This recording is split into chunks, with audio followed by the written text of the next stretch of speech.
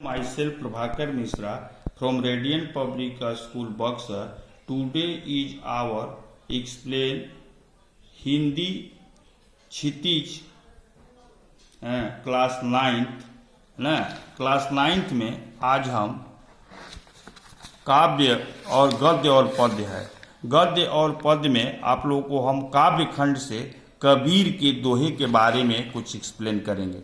बाबू class 9 के lesson 9 है ना, इसमें एक्सप्लेन है। इसमें हमारे कवि हैं कबीर। कबीर के बारे में आप लोगों को बताएंगे जीवन परिचय। पहले कबीर भक्ति काल के निर्गुण तथा ज्ञान मार्गी शाखा के प्रतिनिधि कवि कबीरदास का जन्म लगभग 1398 ईस्वी में काशी में हुआ। विद्वानों का मानना है कि उनका पालन पोषण नीमा नीरू नामक जुल्हा दंपति ने किया था, है ना। बच्चों, कबीर के बारे में आप लोग बुक लेकर और पूरे इनके जीवनी, जन्म और मृत्यु और इनके काव्य को कॉपी में लिखिएगा, है ना, फेर की कॉपी पर। और इसमें सखियां पद जो है आप लोगों को इसके बारे में हम थोड़ा एक्सप्लेन करेंगे। बाबू ध्यान से हमारी बात को सुनिएगा। मान सरोवर सुभर जल हंसा केली करार, मुक्ता फल मुक्ता चुंगे अब उड़ी अनंत न जाए। फिर से बात को ध्यान दीजिए बाबू, कॉपी पर बुक पर ध्यान देकर हमारी बात को ध्यान से सुने।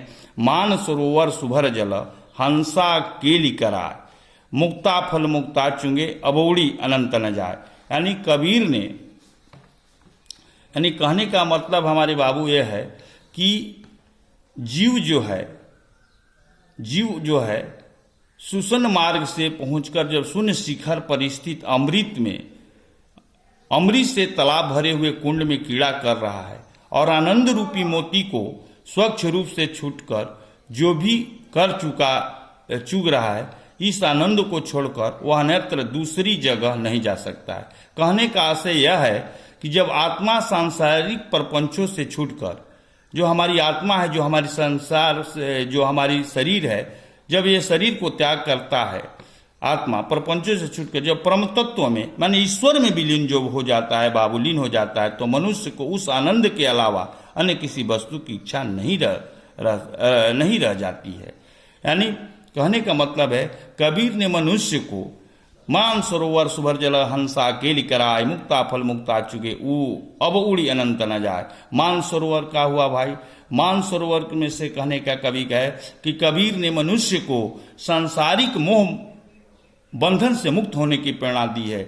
और केली कराही का अर्थ हुआ बाबू, केली कराही मुक्ता फल मुक्ता से अनुप्रास अलंकार है ना।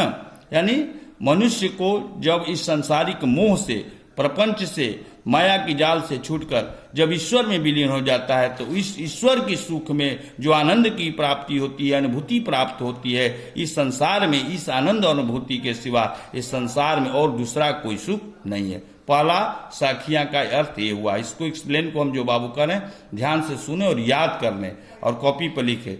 दूसरा टॉपिक हुआ प्रेमी ढूंढत मैं फिरे, प्रेमी मिले न कोई, प्रेमी को प्रेमी मिले जब सब भी समृत हो। यानी कबीरदास का कहना है कि इस संसार में प्रेमी की तलाश करता फिर रहा हूँ, प्रेमी ढूंढत मैं फिरे। यानी कबीरदास जी करे कि इस संसार में मैं, हे भाइयों, हे बंधुओं, हे संसारवासियों, मैं इस संसार में एक प्रेमी को तलाश कर रहा हूँ, लेकिन मुझे कोई सच्चा प्रेमी आज तक नहीं मिला।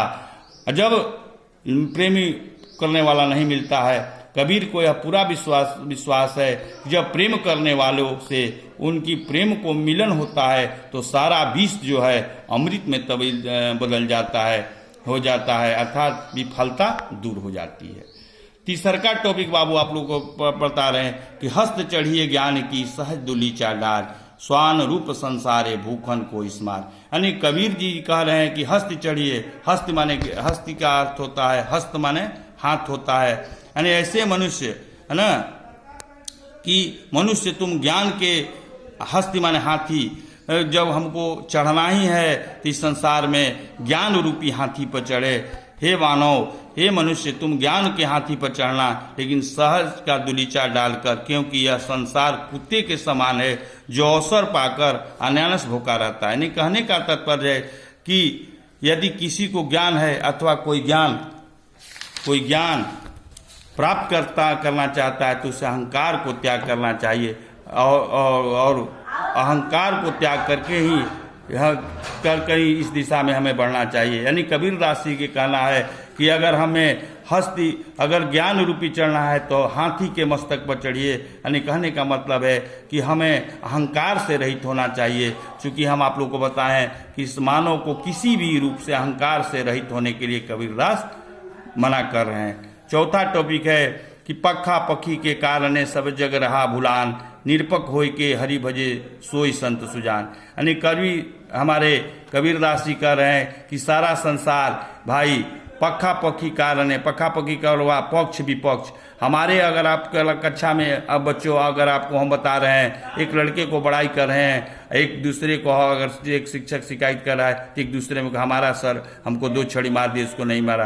ये माने कहने का मतलब है कि गांव हो समाज हो कहीं भी ऐसे उछल बुद्धि वाले जो होते हैं वो पक्ष और विपक्ष के फेरा में सही निर्णय नहीं ले पाते हैं। यानी कहने का कबीरदास जी का मतलब है, तत्व है, सार है कि सारा संसार पक्ष विपक्ष के झमेले में पड़कर भ्रमित हो गया है, अर्थात व्यक्ति अपने वास्तविक जीवन लक्ष्य से भटक गया है। कबीर कहते हैं कि ऐसी भ्रम की स्थिति में जो किसी को पक्ष लेकर किसी की बात में न आकर यानी निष्पक्ष भाव से है ना ईश्वर को भजता है, उसी ईश्वर के पक्ष में रहता है। अर्थात इस संसार में न वह किसी के पक्ष में रहता है न विपक्ष में। जिसे केवल परमात्मा का भजन प्यारा है वही व्यक्ति सज्जन है, वही संत है ना।